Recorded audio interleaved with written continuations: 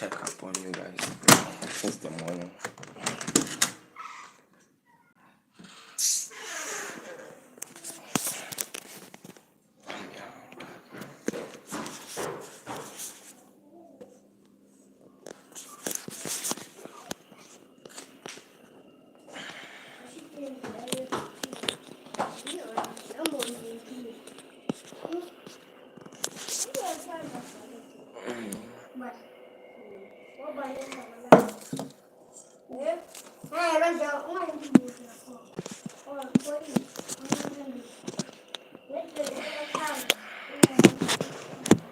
Boleh ke rumah?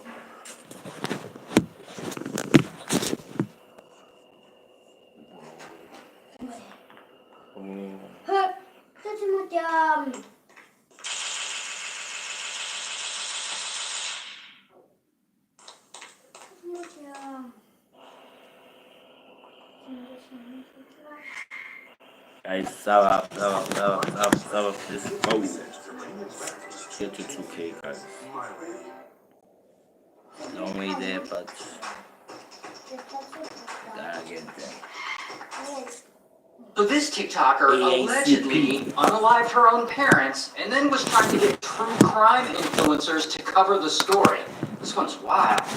Now the girl's name is Sarah. And Sarah is 16 when this story starts, living in Georgia. And Sarah likes TikTok. I mean, she appears to like making TikToks, like starring herself. And that's fine, we all do. But in Sarah's case, her TikTok about to become relevant to the crime she's accused of committing. So let's talk about what she's being accused of. Now, at some point, Sarah has allegedly decided, for some unknown reason, that she's gonna unalive her own parents. And one night in 2025, she does just that.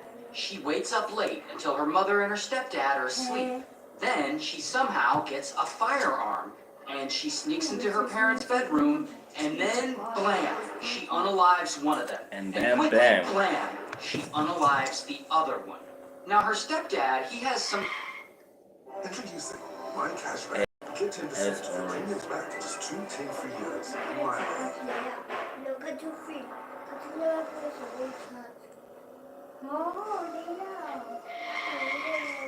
Kind of heart condition, so he wears an LVAD machine, which is like a heart machine. Now this heart machine starts going off and making a lot of noise because it has detected that his heart is no longer beating.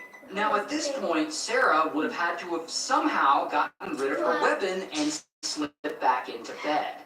Then, a bit later, Sarah's little sister wakes up. We'll call her Five because she's 5. So 5 wakes up and she goes into their parents' bedroom, and unfortunately, she finds their parents there unalive.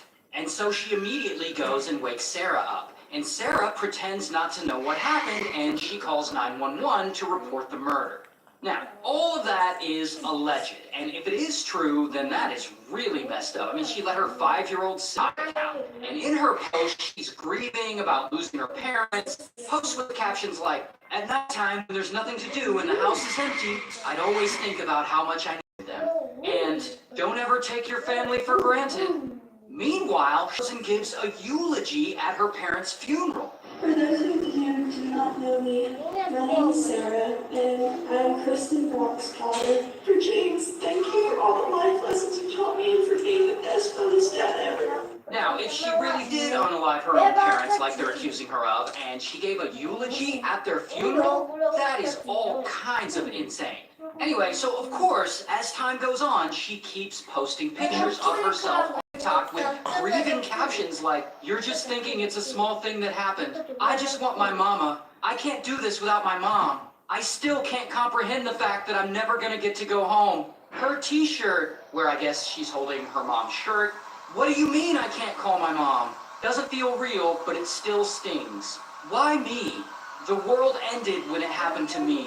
So yeah, you get it. I mean, all of these are really sad. She's posting TikToks of herself crying and stuff, and pictures with captions like, "It hasn't hit me that they're gone yet." And it's horrible to think about. And she seems to be wanting sympathy for all this, which would be normal if there weren't this accusation of her committing the murder herself. But here's where it gets kind of weird. Sarah also reaches out to the TikTok creator who runs a true crime account, allegedly reportedly. and the account has around 140,000 followers. So, she's doing pretty well. So Sarah hits her up and asks her to look up the case about her parents and maybe talk about it on her channel, because she claims she wants to raise awareness and find the murderer. So she sends her a message and says, Kristen and James Brock, they're my parents, and out of nowhere, a random Thursday night in February, someone came to my house with me and my 5-year-old sister and left my parents for me and my 5-year-old sister to wake up to. Then, I guess, allegedly reportedly doesn't respond fast enough, like maybe she didn't see the message. Sore throat ruining your day? Trust Strepsils. Because I had a long day, yo. So the next day, Sarah Life messages goes her on really again fast. and pushes for her to cover the story and Subscribe offering her if you just intel joined us online. and She says, like. I think it would be a really Cool. big hit. The only person who posted about it made it as the first image you see when you Google their names. Just bought a And jackpot this keeps storage it. unit, and this is what I found. But before I show it to you, let me explain some things to you first. When people abandon their storage units, they go into a live auction where people like you and I can bid to try and buy one. After you win, the unit is all yours, including everything that's in it. People have found gold, rare collectibles worth hundreds of thousands of dollars, and even cold hard cash. You just never know what you'll find, which is what makes it so thrilling.